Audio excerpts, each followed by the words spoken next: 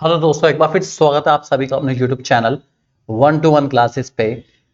200 most important MCQs economics class 12th 11th दोनों class से combine होके इकोनॉमिक्स के कुछ शानदार 200 एमसीक्यू दोस्तों हम लोग कर रहे हैं। और ये एमसीक्यू आपकी डेफिनेटली हेल्प करेंगे। कहां पर?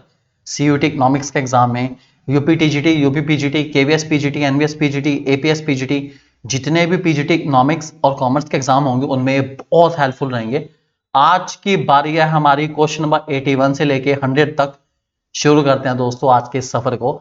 बने रहिए आपके अपने नितेश बजाज के साथ आज के इस सफर में दोस्तों।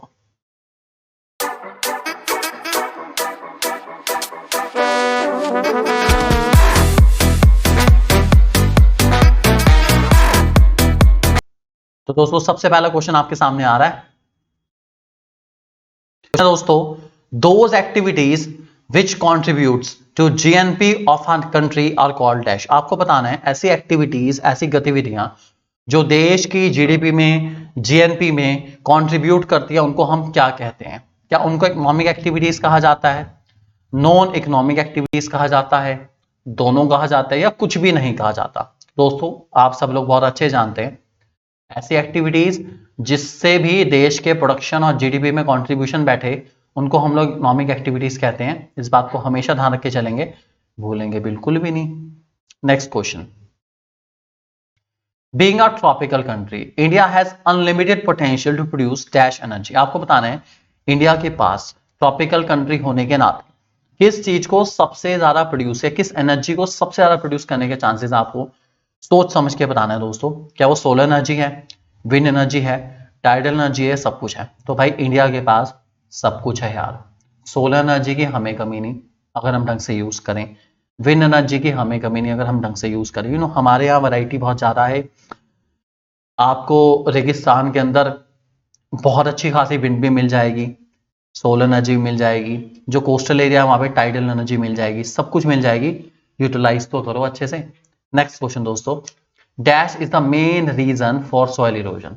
सॉइल इरोजन का इनमें से क्या मुख्य कारण है? क्या ये ओजोन डिप्लीशन है, एयर पोल्यूशन है, डिफॉरेस्टेशन है, या इनमें से कोई भी नहीं है?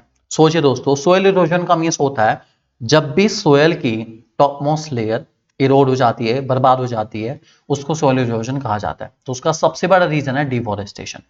और सोइल इरोजन इसलिए होता है क्योंकि पेड़ काटने की वजह से जो सोयल है वो वीक पड़ जाती है, लूज पड़ जाती है, जिसकी वजह से सोयल को इजीली इरोड करा जा सकता है। विंड की फोर्स से, वाटर की फोर्स से बहुत आसानी से सोयल चली जाती है इधर से उधर, इसलिए सोइल इरोजन होता है। ध्यान रख के चलेंगे इस बात को।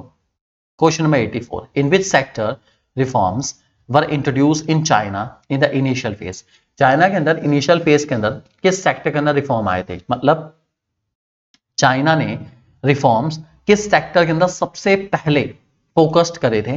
कौन सा सेक्टर था वो एग्रीकल्चर था, इंडस्ट्री था, फॉरेन ट्रेड था, या इन्वेस्टमेंट था? तो दोस्तों इसका सही आंसर है इंडस्ट्रीज। एग्रीकल्चर के ऊपर चाइना ने कभी बहुत ज्यादा ध्यान नहीं दिया, इतना ज्यादा, बस उनके यहाँ थोड़े बहुत ग्रेट प्रोलेटारियन कल्चर रेवोल्यूशन में ध्यान दिया गया था, क्योंकि वहां पे काफी जमीन तो खराबी हो गई थी। लेकिन फिर भी जितना है इतना सारा एग्रीकल्चर पे ध्यान दिया चाइना के अंदर। इंडस्ट्रीज के ऊपर बहुत अच्छा फोकस है और बहुत अच्छा इंडस्ट्रियल डेवलपमेंट कर रहा है चाइना। ध्यान रखेंगे इस बात को। Next question. Which of the following is not an example of flow variable. इनमें से कौन सा फ्लो वेरिएबल का एग्जाम्पल नहीं है?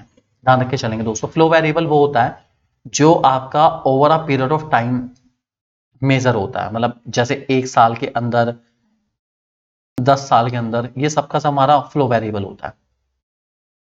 ठीक है, तो आपको बताना है इनमें से कौन सा फ्लो वेरिएबल का एग्जांपल नहीं है। सोच समझ के बताएंगे दोस्तों इस क्वेश्चन का आंसर। क्वेश्चन नंबर 85 आपके सामने है।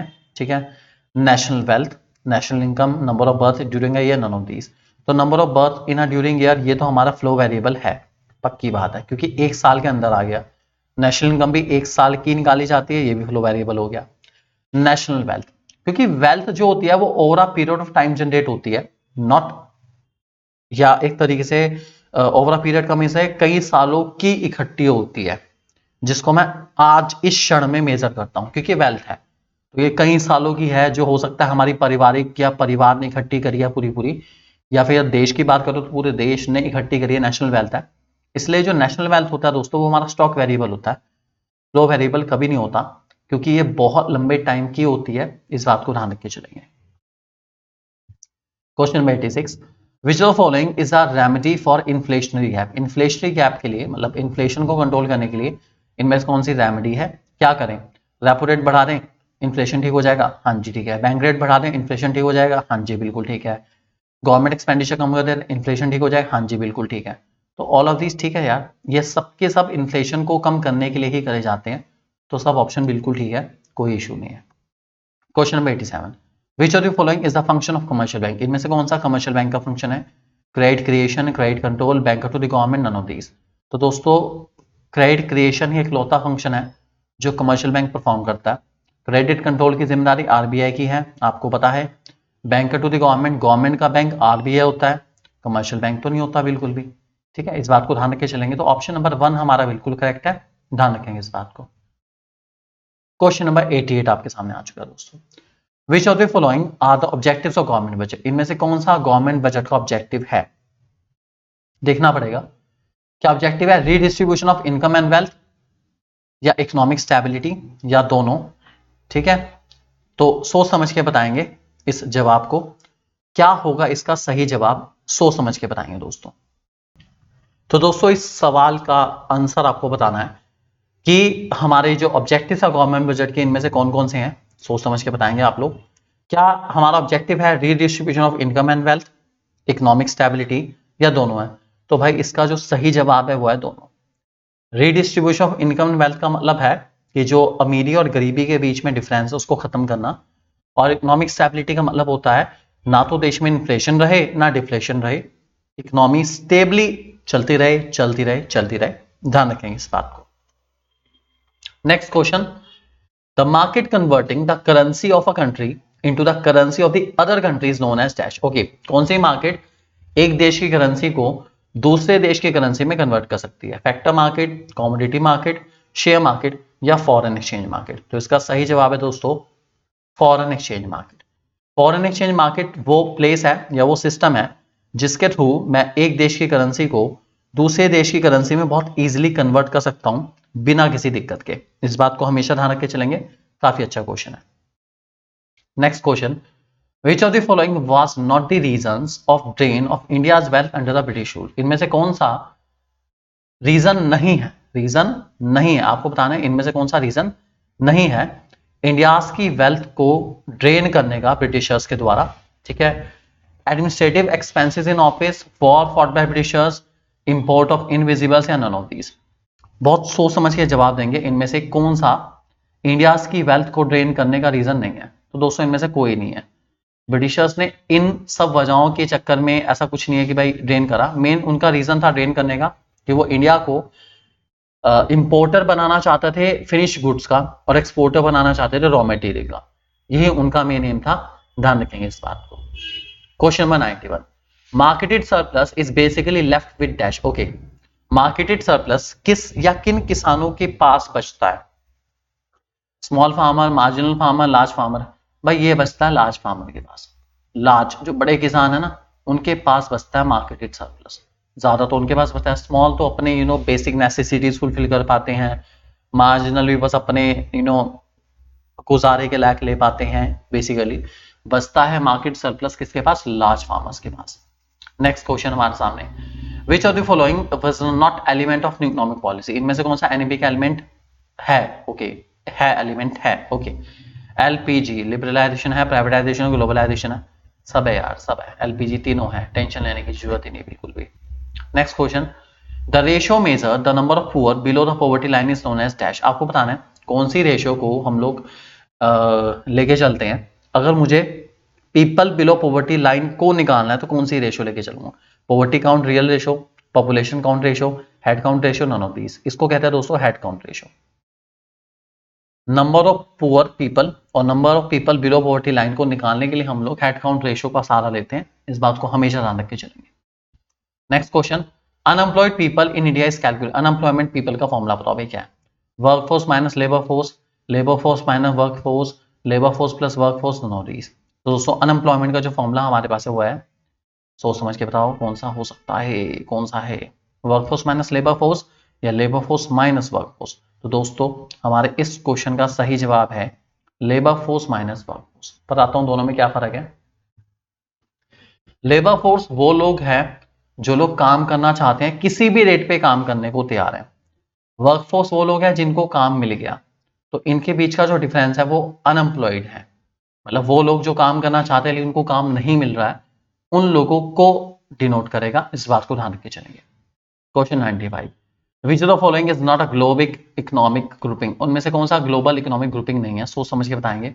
सार्क, एशियन, ब्रिक्स या नन ऑफ दीज। सोच समझ के बताएंगे। इनमें से सारे यार ग्लोबल ग्रुपिंग है, चाहे सार्क हो, चाहे एशियन हो, चाहे ब्रिक्स हो, सब ग्लोबल ग्रुपिंग है। मतलब बहुत सारी कंट्रीज का ग्रुप ही है, सिर्फ इंडिया इंडिया नहीं है, बहुत सारी कंट्री का ग्रुप है। इसलिए आंसर आएगा नॉन ऑफ दीज। नेक्स्ट हमारे पास which of the following is not consider as the factor income. इनमें से कौन सी फैक्टर इनकम नहीं है, मतलब जो कमाई का जरिया नहीं है। भाई रेंट है, वेजेस है, प्रॉफिट है। तो आंसर रहेगा हमारा none of these.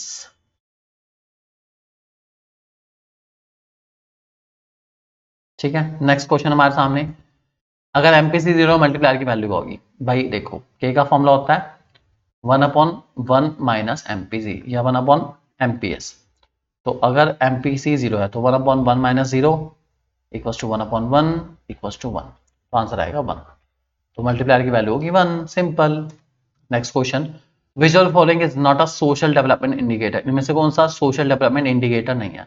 Literacy rate, mortality rate, life expectancy या फिर पर कैपिटा इनकम। सोच समझ के जवाब देंगे। दोस्तों पर कैपिटा इनकम मेरा सोशल डेवलपमेंट इंडिकेटर नहीं है, वो इकोनॉमिक डेवलपमेंट इंडिकेटर है। देश के आर्थिक विकास को लेकर चलता है वो। इसलिए आंसर रहेगा हमारा ऑप्शन नंबर 4। ध्यान रखेंगे इस बात को। Next question, land reform means dash. Land reform का मतलब क्या है? इनमें से ओनरशिप ऑफ लैंड को चेंज करना, डिस्ट्रीब्यूशन पैटर्न को चेंज करना, इंस्टीट्यूशनल रिफॉर्म को लेकर आना है, सब कुछ। तो दोस्तों लैंड रिफॉर्म इन सब चीजों से रिलेटेड है। लैंड रिफॉर्म का नारा इन सब चीजों के साथ है। मुझे ओनरशिप भी चेंज करनी है, डिस्ट्रीब्यूशन का पैटर्न भी चेंज करना है, इंस्टीट्यूशनल रिफॉर्म भी लेकर आने हैं, सब कुछ लेकर आने हैं। इसलिए आंसर रहेगा ऑल ऑफ दीज। ध्यान रखे चलेंगे दोस्तों। और आज का last question, nations are forming regional and global economic grouping for. Okay, क्यों अलग अलग देश ग्रुप होते हैं? क्यों होते हैं? अपनी इकोनॉमी को स्ट्रेंथन करने के लिए और डेवलपमेंटल प्रोसेस को नेबरिंग नेशन के समझने के लिए, या दोनों के लिए? तो यार दोनों के लिए होते होंगे, या दोनों ही ठीक है। एक दूसरे की तरक्की को भी देखना चाहते हैं, उससे समझना चाहते हैं कि कैसे हम भी तरक्की कर सकते हैं, और दूसरा अपनी इकोनॉमी को भी स्ट्रेंथन करना, अपनी इकोनॉमी को भी मजबूत करने के लिए अलग अलग देश हमारे स्ट्रेंथन होते हैं। इस बात को हमेशा ध्यान रख के चलेंगे। Thank you very much and God bless you. आगे हमारे पास दोस्तों और बेटर करेंगे इसको। बने रहिए आपके अपने यूट्यूब चैनल 1 to 1 क्लासेस के साथ दोस्तों।